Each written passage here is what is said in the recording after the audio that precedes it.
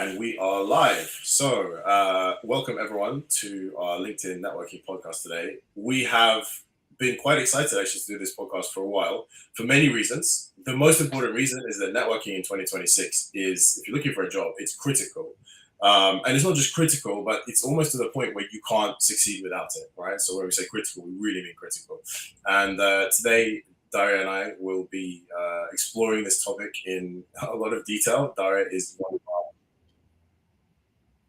oh, just a bit of feedback. Second. So, what we're going to do today, we are going to go through and explore this topic in depth. Dasha works at EP and is one of our experts on networking and has extensive success at getting people interviews and offers, and we're going to explore in detail what that means.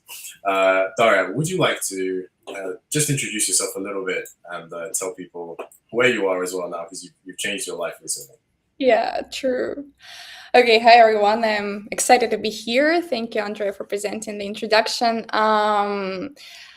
I joined EP approximately 2 years ago. I've been a researcher, then I turned to be a consultant, and I've been quite enjoying myself in this role. I've helped over 40 people to get interviews, to land roles, and I found myself niche here to be a networking expert, which we're going to talk about now. Also, I moved recently to Dubai. We relocated with my husband here, and I'm excited. These 2 months have been exciting here.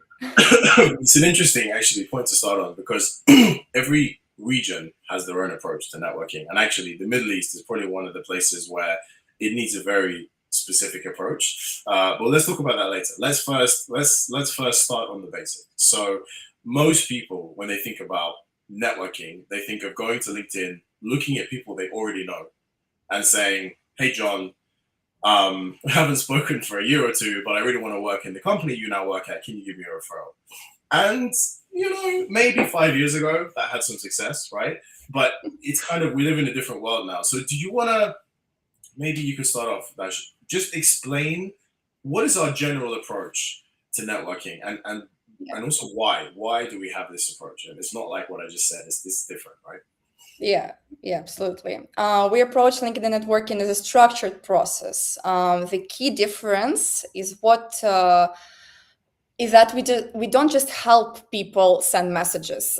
We help them understand how we think about networking and why each step exists. Without that, people usually fall into mass outreach, send hundreds of messages, and don't really understand the value of what they are doing. Our approach is built as a 2-week program. During these 2 weeks, we train a person from all angles of the whole process: positioning, targeting, message logic, psychology, follow-ups, and decision making behind every step, every action. After these 2 weeks, the client is usually fully capable of repeating the process independently. Yeah, so that's so the way we approach it on our packages. We typically, for our job blueprint package, do 2 weeks. So we do the work for our clients and then we guide them. But let's go into detail. So let's explain to people what we do, and so they can do it for themselves. So let's start with, what about the difference between people you already know and reaching out to people you don't know? Because a lot of people, the first thing they'll say to you is, "I have 500 contacts, or maybe 300 or 500 or 700. I'm fine. I have everyone I need, and I don't need anyone else." What's your response to this statement? Well, it's a matter of how you really engage with people. Um, it's like you could have 500 cold leads, cold people in your LinkedIn profile, but you would never engage and you would never ask them anything. But actually, those 500 potential people might be people who could help you land an offer, and it's a matter of how you engage in the talking with them. You could ask a referral, you could ask an introduction. Some of them could be potential hiring managers in your new job. and you really need to understand who they are, and that's what we help with. We help to analyze your existing network, and we help to grow it even bigger. Yeah. So I think what I would say is I think the biggest mistake people make is that they treat LinkedIn as a messaging app, right? So they go on and they find someone that maybe they know or maybe they don't know. If they know them, they'll send a message, like I said before, like, "Can I have a referral?" And there's sometimes it might work, but it's not the most effective approach. But then for people who you don't know, actually, the people you don't know are probably the biggest treasure that you can seek out, right? The problem is that most people assume they make a classic mistake of reaching out in a way that is super direct, right? And so they reach out and they say, "I need help, I want a referral," or they do it in a pretty generic way. Or the other thing we see right now is people use AI systems to send out hundreds and hundreds of messages, which, if you're like me and I get every day 5 or 10 of these messages, they're very easy to ignore. So let's talk about when we approach people that we don't know.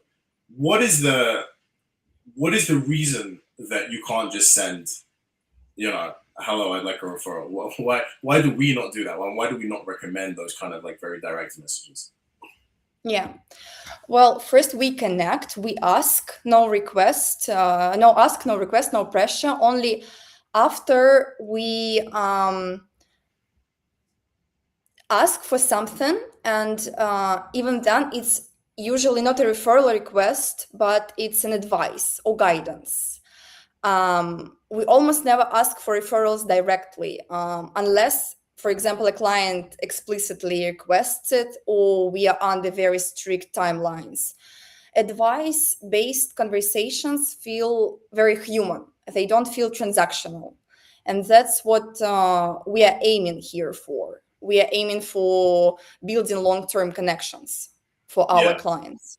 And so, like, and the way I always think about it is kind of like crossing the river. Instead of jumping, you try and take a few steps, right? So there's a few stones, and the first stone on the river is to connect with someone that you don't know, and you connect and you ask them, or you tell them in the message maybe that you're impressed by their career, or you tell them maybe that you've followed them for a while, but you do it in a way that's it's not requesting anything, and it's not directly connected to your job search, right? So the first thing that we find when you connect for the first time is going to be neutral, positive, but neutral. There's no request. There's nothing attached to it.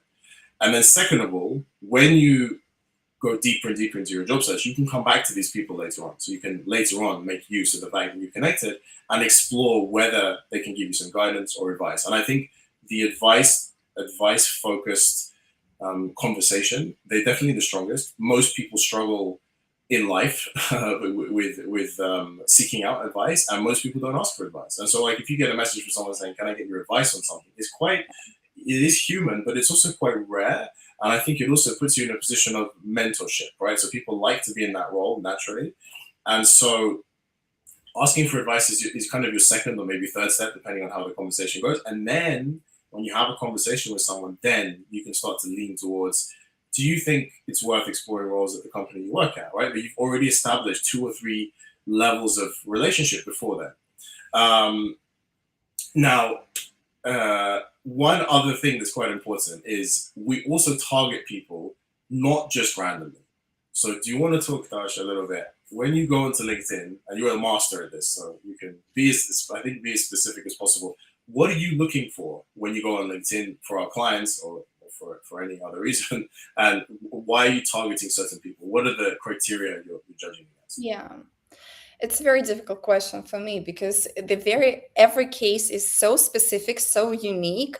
I almost never repeat the same steps, but in general, I have some guidelines I keep in mind.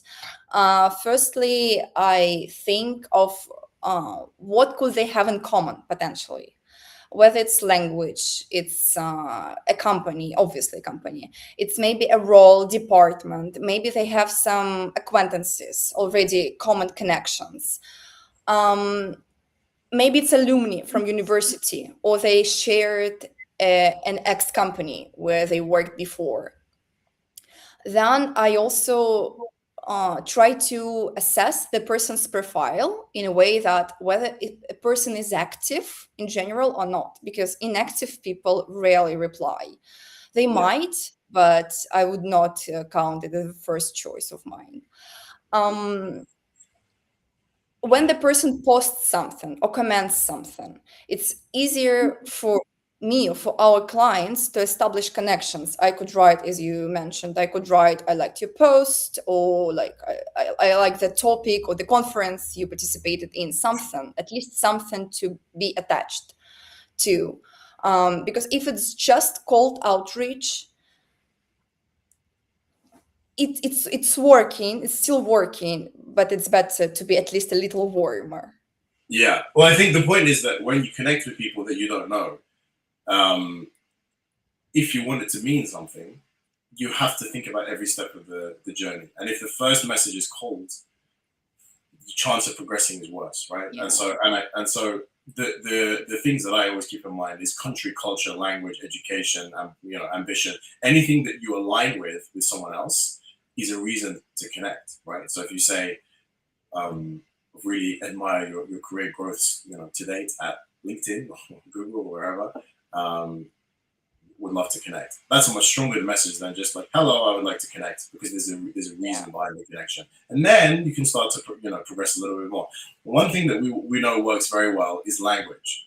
So if you are finding people who speak your language and you have a second language apart from English, for sure, and it's not just language, right? It's also culture and countries. If you Yeah. have similar culture, similar countries, similar languages, you're going to get much stronger responses from people, because they're going to feel like you kind of represent them a bit more. And particularly when you find someone who's further along in their career journey than you are, but similar to you, right? Maybe you both went to the same university in, I don't know, in France, and Yeah. now you're both in London. But there's something to talk about. It's a baseline for discussion. And so what I think the AI systems that exist, what they don't think about at all, is building a human relationship. I mean, partly because it's intuitive, you feel it, right? When you look at someone on LinkedIn, you feel like, would I get on with this person or not? There's these kind of things would click in your head, and ultimately, when you can get them on the phone to give you some advice, that click is what determines if they're going to say, you know what, actually, I will recommend you for a referral, or for example, you have a conversation, and the next week, a job comes up in their team, and they think, you know what, I spoke with Daria last week. She was actually quite interested. Why don't I see if she's still interested? Why don't I push her to join? So I think this is a critical part, right? This is not just about sending kind of slightly customized nice messages. This is about deep psychology and aligning yourself with as many as possible, if possible, things that you have in common. Now, on this point, there's a really important other side to this, which is that when you approach people on LinkedIn and you try and connect a message, normally what I do, what most people do, is I'll go and look at the profile of the person who wants to connect with me. So I want to understand why they want to connect. I want to understand who they are, right? What's the purpose of the connection? So do you want to outline a little bit, Dash, what are the critical things for your personal LinkedIn, and what's the difference between kind of a quite well done LinkedIn and like an outstanding LinkedIn? Because I think it's very easy to say like what takes you from nothing to great, but how do you go from great to outstanding? What are those small things that really make people like interested in you? Yeah. A lot of people underestimate the matter of professional profile picture and the clean background image. I would say we work on these two things with almost all of our clients. The about section should be short, sharp, and very easy to read, and not like long paragraphs and very abstract statements. I find like people are very good at very abstract statements that means almost nothing. Someone should understand who you are. Like someone, when they are visiting your page, they should understand who you are and what you do in a few seconds. And you have to understand, if it's like an HR, for example, this person might know very little about what you're actually doing in your career. So you have to be very specific but very simple in the words you use, because if you overwhelm your profile with very career, like very industry heavy words, HR might not read it very well. Yeah, Your and I think that also, I guess it's a good time to mention that it's not just HR, it's the hiring manager and HR who are going to look at your profile, Yeah, right? yeah. And if someone opens your profile after receiving, let's say, a message from you, and they should see consistency, right? So I really advise posting and commenting, because it also matters. Not because everyone needs to be a content creator, but because activity signals visibility. It helps with algorithms and also HR searches. Posting and commenting do not replace networking, but it supports it. Yeah, If I could say, like 1 year ago, I could say networking works perfectly, but now, like today, I always say it's networking plus you should post and you should comment daily.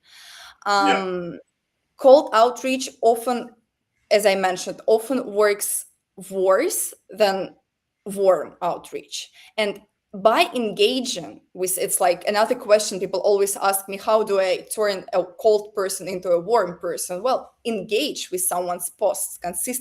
consistently over few weeks at least, and then you're done. To a great extent, it's the same principle, right? Which is if somebody doesn't know you, but for example, they make a post and they get 12 likes, but you make a nice comment on their post. Yeah. They happen. And I've seen this a lot. I don't know if you've also seen a lot of um, recruiters often post roles. So they say, like, I'm looking to find someone for this role, and they get like 2 likes, right? Well, Yeah. imagine how powerful it would be if you go to that post and you say, like, um, great post. I'll if there's anyone I know, I'll keep them in mind. Right now, you're on that recruiter's radar, even if it's a tiny, tiny subconscious name. They might not remember you. They might remember you. The point is that when you put that activity out there, eventually people might start to see you or remember you. And I definitely think of people on LinkedIn. I have certain people that pop up a lot, right? Which is because they're active. And their names stick in my mind. And maybe right now there's no reason for us to connect, and well, I mean, we're already connected. There's no reason for us to do business together, but maybe down the line it will be. If you're not active, that doesn't happen, right? And I think to some extent, although it's a scary recommendation, to some extent, we do sort of need to, when we're looking for a role, we do need to lean a little bit into kind of a lot of outputs in terms of content, but not I'm going to the gym and follow me, more like talking about what you're so passionate about your profession. Yeah. So we often see that when our clients post that they've been to a conference or even they've done a podcast and they post it on LinkedIn, suddenly the whole network, well, half the network will see it, and they're like, "Oh, I remember that. Yeah, oh wow, she's doing that now." So you suddenly bring 300 people up to Yeah. date on what you're doing, especially when you're speaking in public, right? When you go to a conference, and I think this is the number one thing people say to me: "How do I stand out?" And I say, "Well, when was the last time you spoke in public?" Now, I know that speaking in public is not easy. It's not an easy thing to do, but that's why it matters, right? And also to get in the position to speak, you have to be passionate, you have to have experience, you have to know your field quite well. So it's a mix of all these different things. If you fall into this trap, I think of thinking, I'll just reach out to lots and lots of those people. I don't need to post. It can work, but what we find, I would say that you probably agree, is that it tends to be totally random how the process ends up, right? Initially, it seems like you do so many, and we'll talk about statistics by the way a bit later, right? Because it's quite an important topic. Yeah. But initially, you do X number of outreaches, you get X number of responses, you have X number of conversations. Sometimes that leads to a certain number of referrals, certain number of interviews, and so on. But actually, how it ends up in an offer, a job offer, is sometimes so random, right? And we sometimes see people who are waiting for an offer from a company for a few weeks. They've done the final interview, and then out of nowhere, somebody else messages them. Oh, by the way, there's another role. Do you want to apply? And the whole process changes. And I think it's this understanding that you put the work in and the results come later, but you got to be targeted. You got to be smart, right? You can't just hope for the best and send out 1,000 messages. It doesn't work. I mean, it genuinely No. doesn't work. I want to talk. Dash, there is a lot of people when we talk about networking, and actually a lot of our clients are often the same in the beginning, right? When we say networking is really important, they say I don't want to be. I want all my professional contacts and everyone else to see me sort of doing things and posting, and I don't want to reach out to ask for advice, and I don't. It's not me, right? Like they don't feel comfortable with this process. Do you want to explain how do we approach that? You know, when people are not comfortable, what is our what? How do we walk people through that process, and why is it so important as well? Yeah. Um, well, the answer, people usually don't like my answer here, but I always try to say that it's 2026 now. It's applications still exist, yes, but application alone often lead nowhere. And if you don't want to network and if you don't want to be active on LinkedIn, most likely your job search will fail. It's uncomfortable, but it's not optional anymore. You can't really choose whether to be visible or not and still expect the same results. Yeah, but This- also I think the point I was thinking about a bit more was you might not be comfortable messaging people online, but you have to ask yourself, why do you have LinkedIn?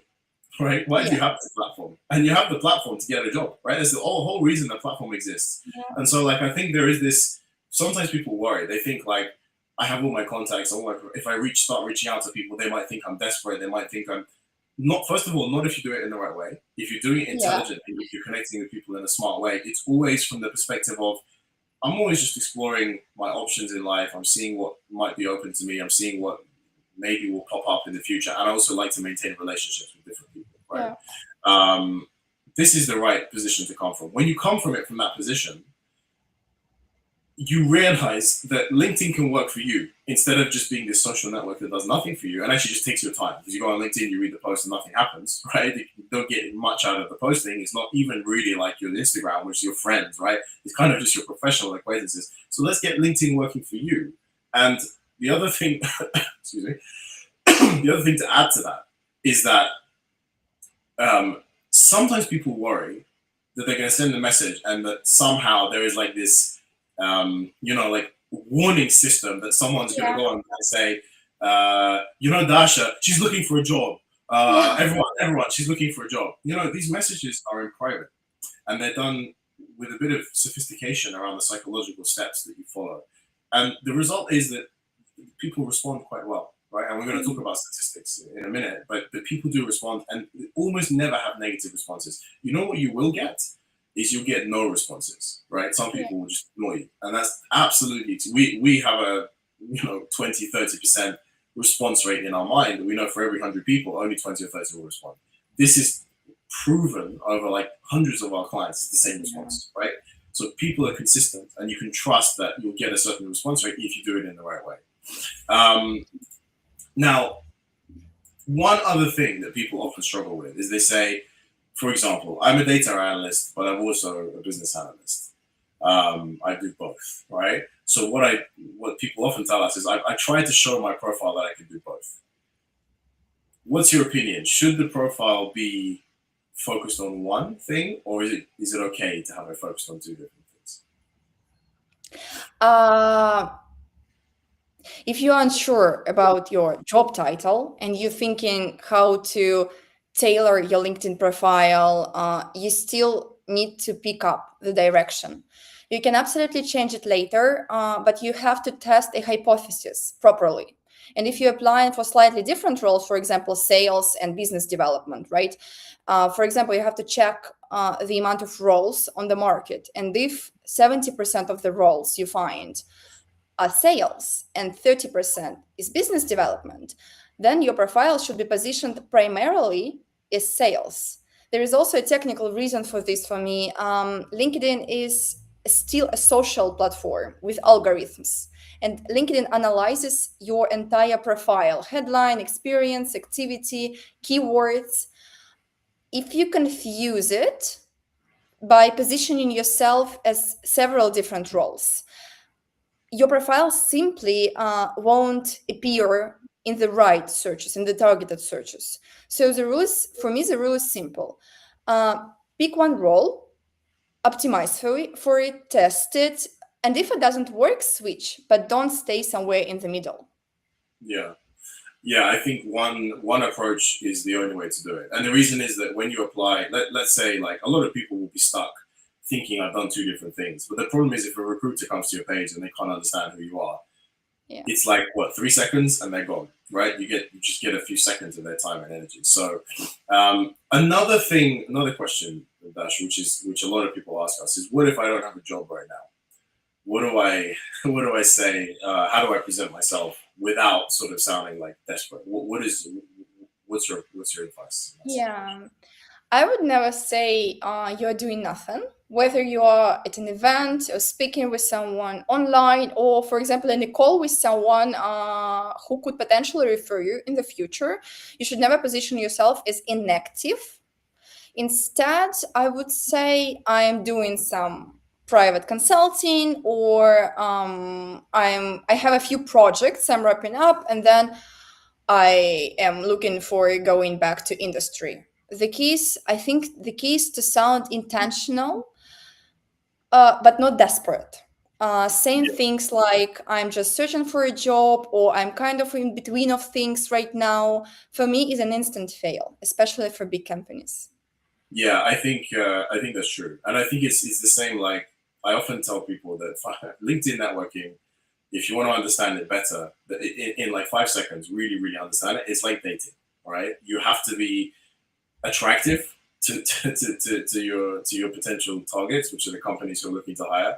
But you also have to be interested, right? If you're the most attractive person but you're not interested, that's not good for the company, and vice Yeah. versa. If you're super desperate, even if you're really good, they don't want you because they assume like, well, if you're super desperate, there must be something wrong. So it's that Yeah. balance, right? And the mix of how you present yourself when you don't have anything going on. Exactly what you said. I would say I definitely agree. Private consulting, doing some small projects, or even if you just say, I'm setting up my family farm, great, Yeah. great new farm in Italy for a year, and then I'm coming back to work. That's a good story. There's a reason you're away. So you've got to think of it as, don't scare the people that you're looking to find a job with by sort of hinting you do nothing. And I've had this before in interviews where people say, I was working till March last year, but then since then I've done nothing. And I almost can't believe that people say it in an interview setting to me, right? And I'm talking about big business, small business, doesn't matter. People do make this mistake of being super honest, and honesty is not the is not it's not that we want people to be dishonest, but it's about presenting yourself in the strongest fashion. Yeah. Um, okay, now we've got a couple of slides that I thought we could look at, which let me just pull them up here. So let's look at some real numbers, all right? Yeah. Okay, share the screen.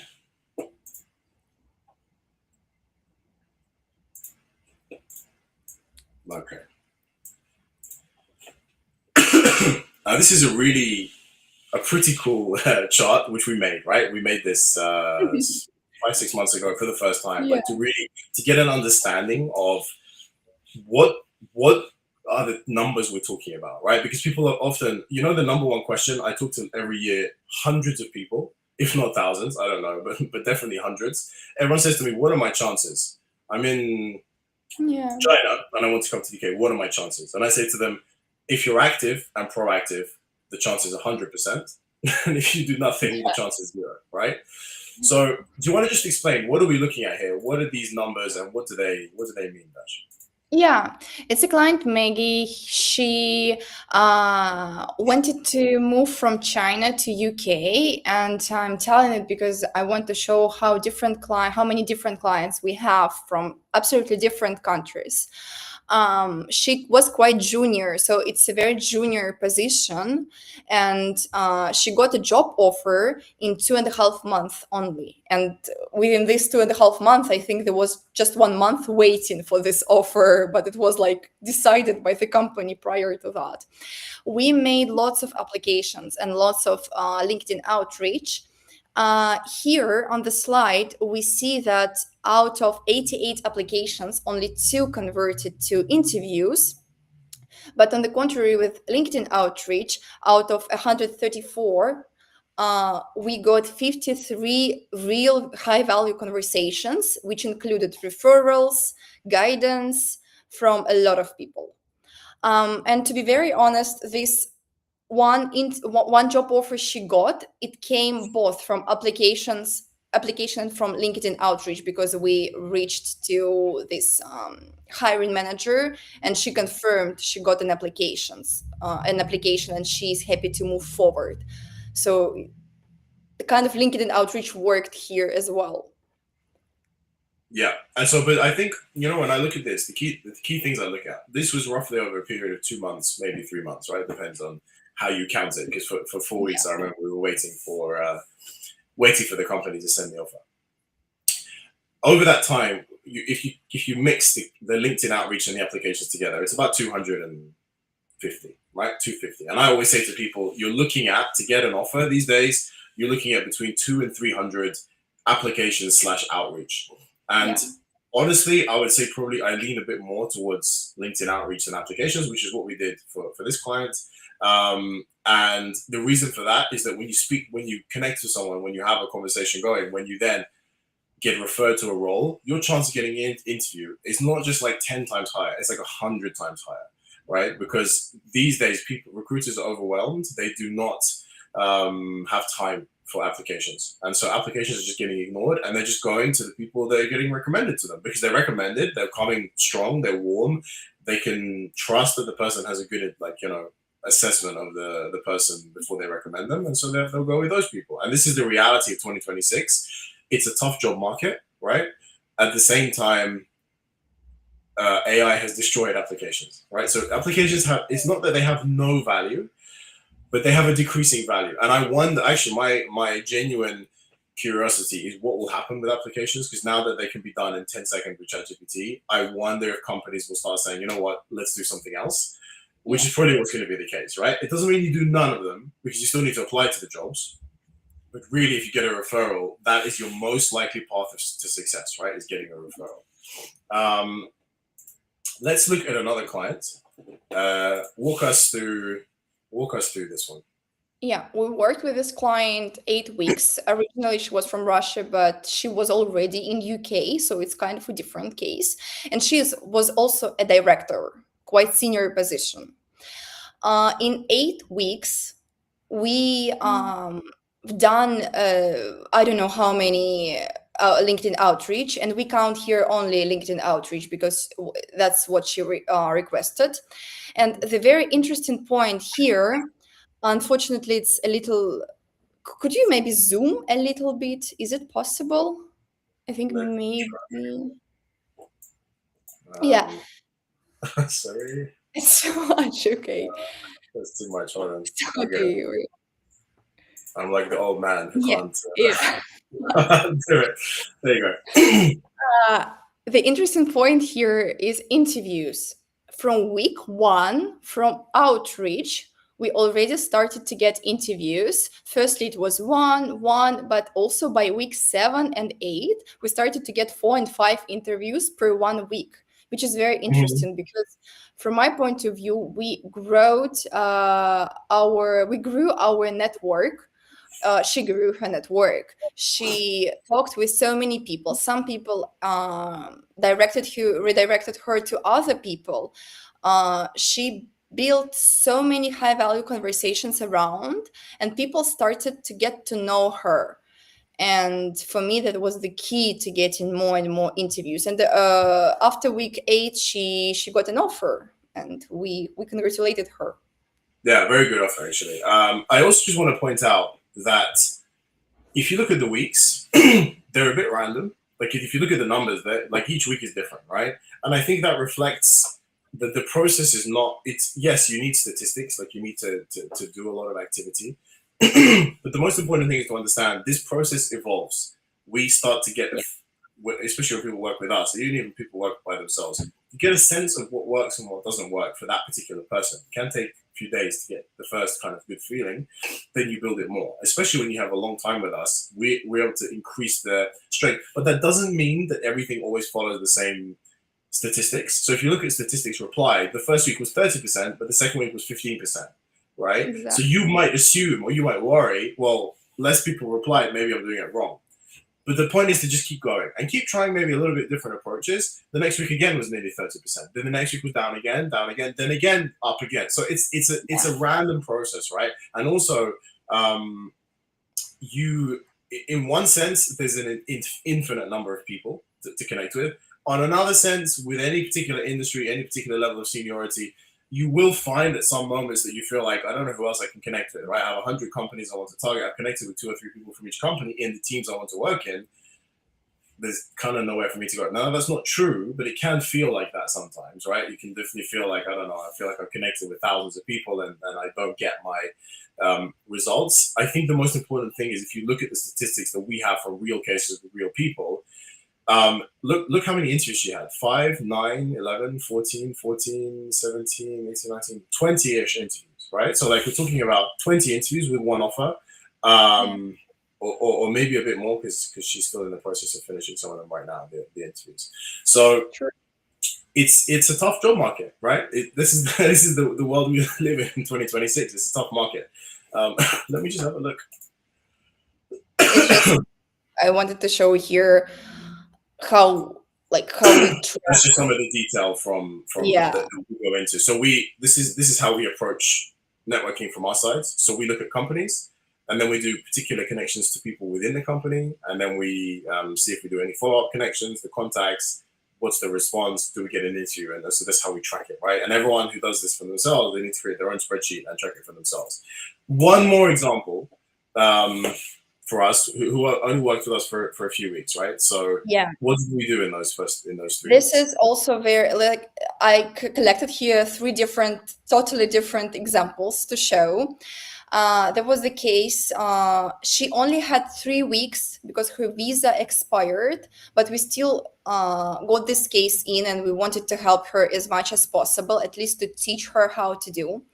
And in only 3 weeks, we got 19 referrals from like top companies. In this case, we decided to pursue referrals a little more than long-term connections because we didn't have enough time. And if you look here, the statistics, the replies here are even better than in the previous case. And if you go on the next slide, yeah, you can see the companies we got referrals from, and from some companies, 2, 3 people were ready to refer her. So even if you are in a rush with your job search, you need a little bit of an adjustment here, and you may go for direct referral asks, and it still would work for you. Yeah, I think that's a really important point because a lot of people, they say, I want a new job now, right? I want it as soon as possible, but they assume that networking will take 6 months or 8 months, which sometimes it can, right? Sometimes the process is slow, but this is a great proof that for her, within 3 weeks, she had, what was the statistic? 18, you said, or quite a lot of referrals. So Yeah, that number of well, 8 or 10 per week, right? yeah, Hiring manager or referrals, 8 to 10 per week. yeah. And that's from, look how many requests we sent out though. So for each one of those people, intelligent thought is going on, right? How do I connect with this person? What am I saying? How do I show that I'm interested in their journey, right? It's each one. If you put those bricks, the quality bricks in place, the house starts to build. Now we have at the end a couple of Reviews from clients. reviews. Yeah. Let's just zoom out a tiny bit. Yeah. So do you want to talk us through these? It's just reviews from our clients. It's how we always approach our conversation. We have always a group. We are always with the client step by step in one WhatsApp chat, and the client is always surrounded by different professionals, consultants, and with our approach, we get interviews and offers pretty fast. Yeah. And as a final point, do you want to walk through? I just want to be careful that there's no names revealed. But do you want to talk about, instead of taking the risk, do you want to talk about what is a bad approach to messaging session? What doesn't work? Yeah, but you could show there are no messages. I checked and I deleted all the names of the people.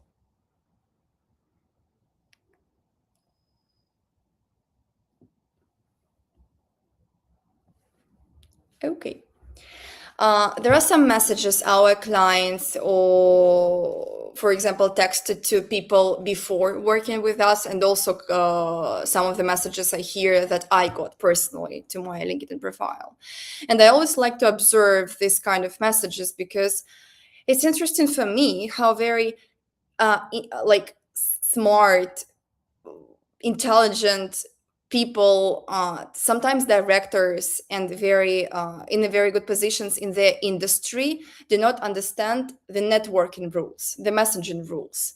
They can run the whole companies, but when it comes to networking, it doesn't matter who you are. You just have to really learn, like learn from the beginning how it works. And you can see here, for example, on the very left, our client with asking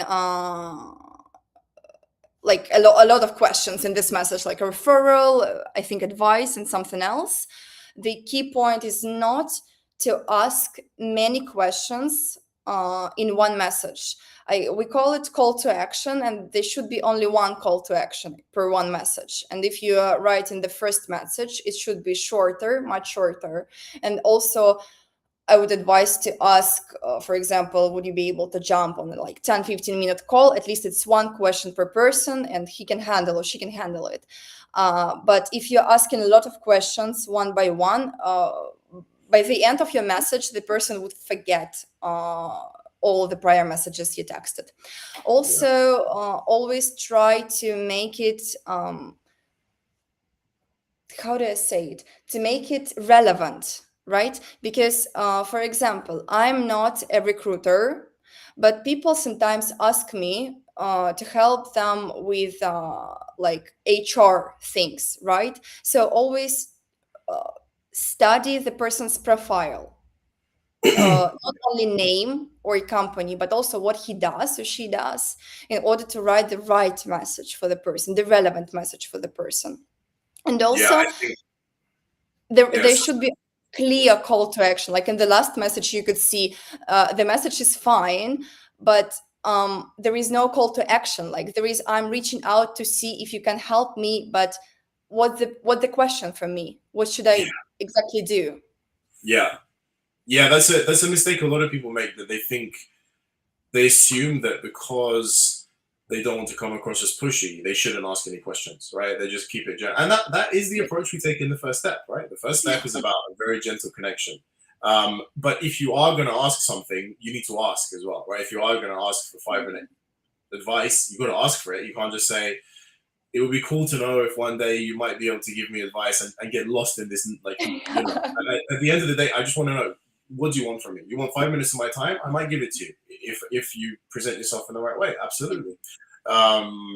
Yeah, so it's pretty good example. I could, as a fun game, I could load up my LinkedIn, but I won't, and show all the bad messages I get. I get like every day a few more, of just like this AI outreach, right? Like, hey, we do this, or people who just pitch themselves before they got to know me, or they haven't even said hi. Like, I'm offering this, or I'm offering that, and it's in a very interesting, like you said, it's two different skills. So the skill set to be great at your job, whether it's project manager or data analyst or marketing director, whatever it is different from being a good networker. And networking for a job is also different from, it is different from dating, although I feel there's a lot of parallels, but it's also different to networking to make friends, right? They have different goals, and you're kind of mixing the natural human thing, which is to connect with people and build and talk, with a little bit of gaming the system, right? There's a little bit of, we're a little bit like using our understanding of how things work to get what we want out of the process. But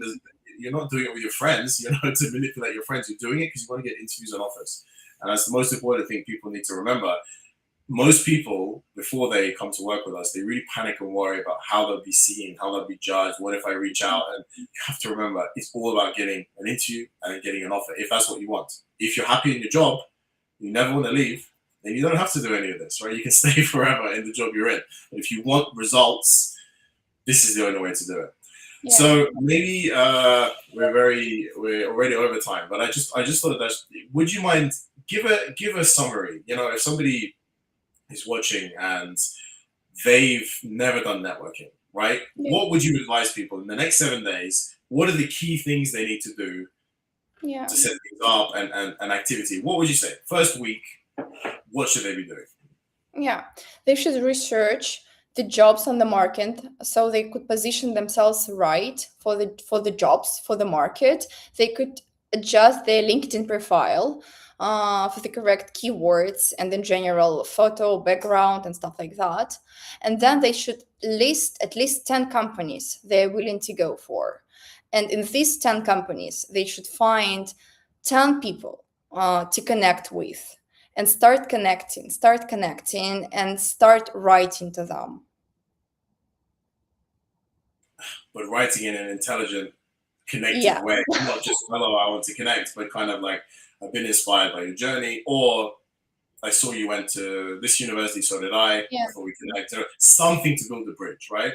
exactly. I would probably say the only thing to add to that is to get some activity, right? I think there's no bad time to Yeah. start being active on LinkedIn, and whether it's like posting or commenting. I think, to be honest with you, commenting can be very strong, especially if it's like not a crazy big post with like 10,000 likes, but if it's like a smaller post with maybe Yeah. 50 or 100 likes in your niche, in your area, and it's someone that you could see yourself working for that person, go and Yeah. comment on that post, right? Oh, great article, really nice to see. Right now, people read comments, right? We're all the same. Human beings are quite simple. You see comments in your article, you want to know who's talking about me. And 99.999% of people of content on LinkedIn, it doesn't get much views, right? Most of it disappears, just disappears in the train of content on LinkedIn. Some things go viral and they'll stay forever, with thousands of people seeing it. That's not the content to engage with, right? We engage on a private, more personal level, and step by step, things start to happen. Um, right. Is there any other advice you want to give, Daria, on networking? Today, we've only gone at a high level, right? Because Yeah. there's deeper layers to this. But is there anything else that you think people often struggle with? Any other aspects that we haven't covered? The only thing I wanted to add to commenting and networking in general is always stay positive. Recently, I've seen so many people um, going for some angry or toxic comments. They're trying to engage, but not in a very professional way. Always remember that your LinkedIn is viewed by your future employer, and you want to be seen really as a great employee, and all your comments and all your posts are seen in the feed, and they can check it all the times. So stay positive, friendly.